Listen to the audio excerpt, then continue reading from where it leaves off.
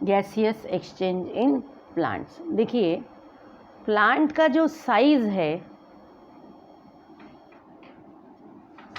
Plants का जो shape होता है, साइज होता है एंड स्ट्रक्चर होता है। प्लांट का साइज, प्लांट का शेप, प्लांट का स्ट्रक्चर, ये जो तीन चीज़ें हैं प्लांट में, तो इन तीन चीज़ों का अगर विचार करें तो प्लांट में जो रेस्पिरेटरी एक्सचेंज है, गैसियस एक्सचेंज है, ये तीन चीज़ें facilitates gaseous exchange in plants through diffusion।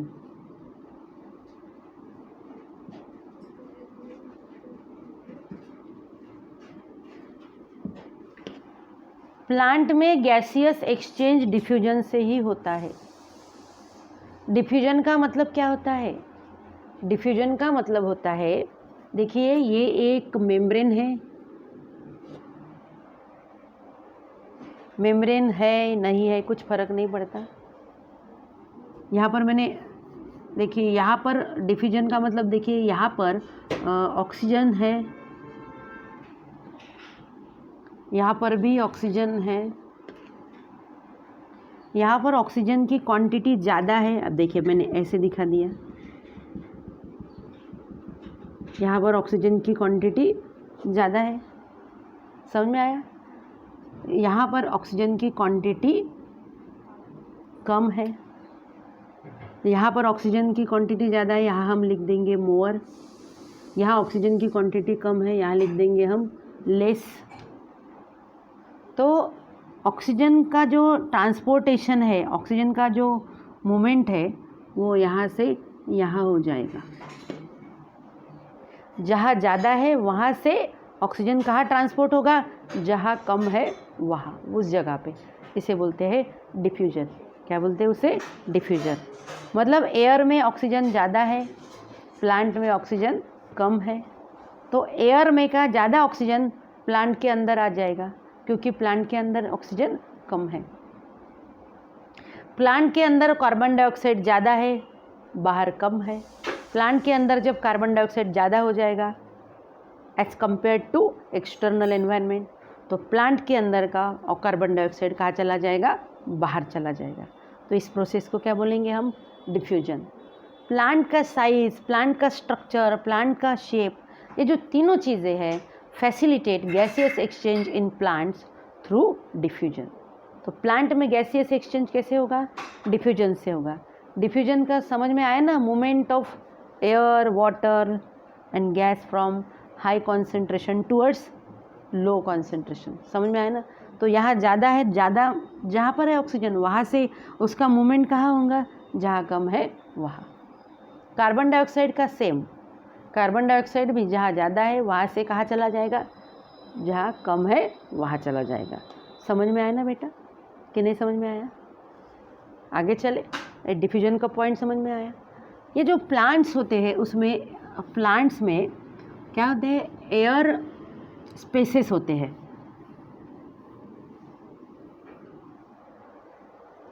क्या होते हैं प्लांट्स में? Plants have air spaces between the cells of root, stem and leaves, and that air spaces are continuous। देखिए प्लांट में एयर स्पेसेस दिखेंगे, जैसे मैं एक डायग्राम निकालती हूँ। लीफ का अगर हम सेक्शन ले लेते हैं तो ये हो गया अपर एपिडर्मिस, लीफ का सेक्शन ले रहे हैं हम, सिंपल।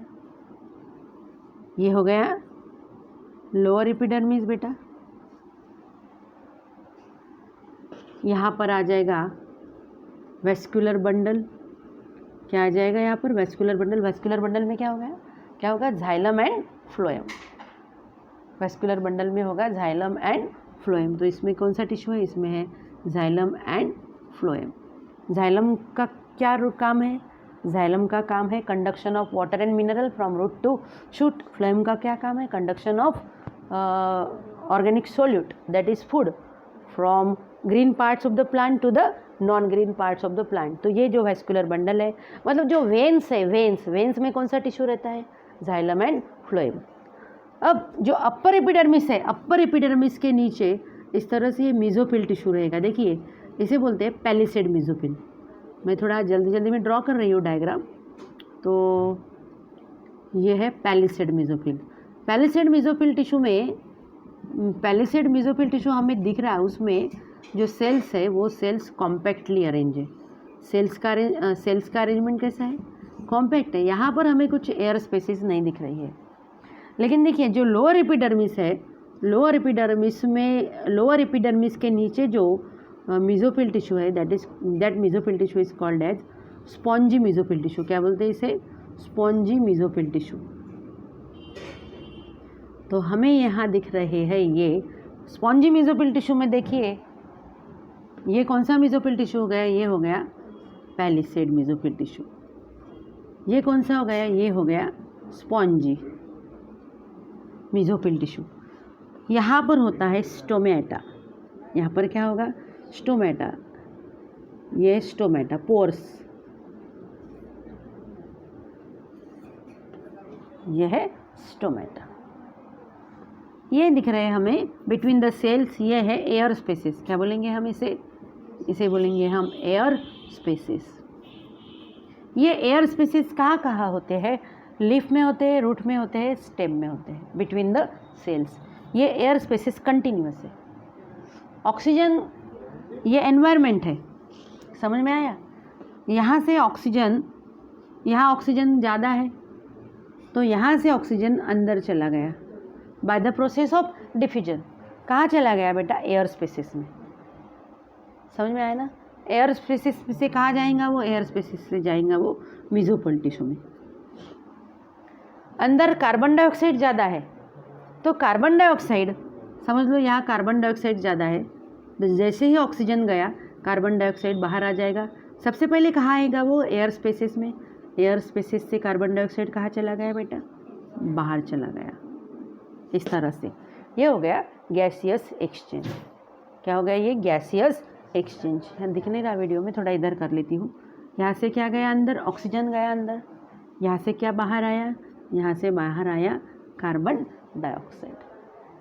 तो एयर स्पेसेस जो है वो कंटिन्यू होती है। तो देखिए जो ऑक्सीजन है, ऑक्सीजन एयर स्पेसेस में गया है थ्रू स्टोमेटा, बाय डिफ्यूजन। इतना समझ में आया?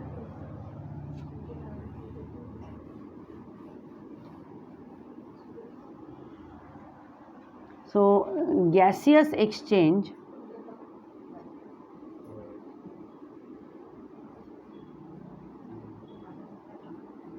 takes place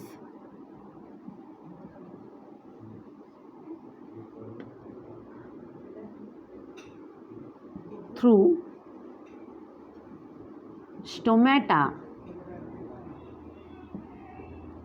by diffusion।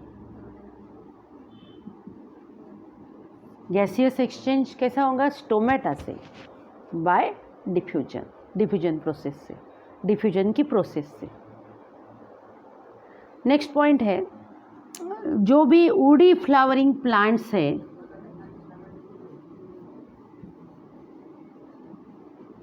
Woody flowering plants, बेटा आपको स्टोमेटा 11th में है।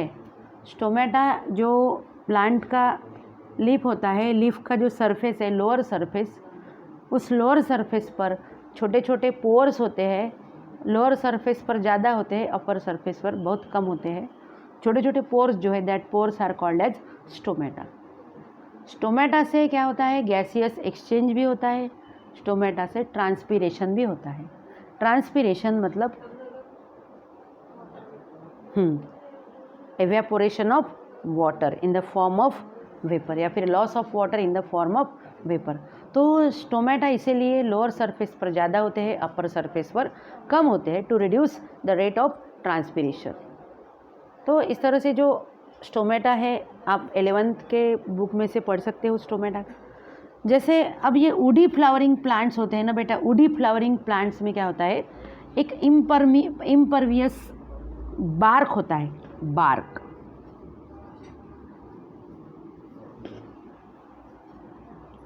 बार्क जो होता है ये हार्ड ऐसा कवर है ना, ट्री बार्क। जैसे ये ट्री, ये कोई प्लांट है तो ये जो स्टेम है इसका दिखा आपको, तो इट इज़ कवर्ड बाय, ऐसे इसके ऊपर ऐसे हार्ड कवरिंग रहता है, that is called as a bark, impervious bark. ये जो बार्क है ये अब क्या बोलेंगे हम, इससे कुछ अंदर नहीं जा सकता, समझ में आया ना। हाँ, तो ये जो बार्क है, तो बार्क पर छोटे छोटे छेद रहते हैं, that is called as lenticels.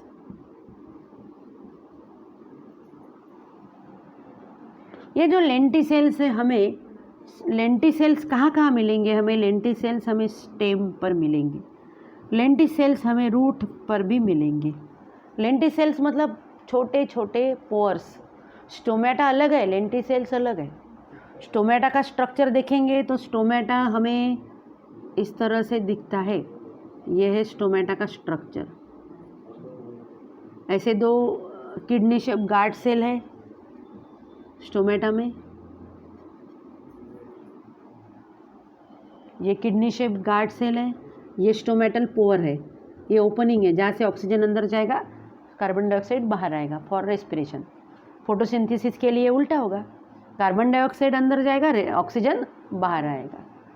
समझ में आया ना।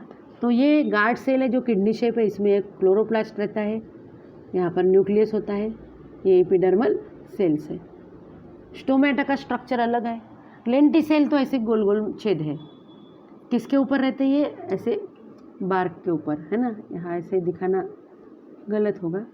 इस तरह से ये बारीक बारीक छेद है बार्क के ऊपर, लेंटिसेल्स। स्टेम के ऊपर रहेगा, रूट के ऊपर रहेंगे लेंटिसेल्स। तो इस लेंटिसेल्स से भी क्या होता है, गैसियस एक्सचेंज। लेंटिसेल्स से भी ऑक्सीजन अंदर जाएगा, कार्बन डाइऑक्साइड बाहर आएगा।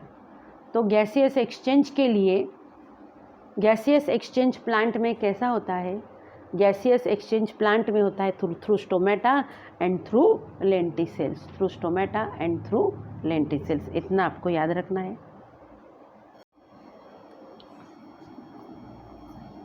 ये स्टेम है,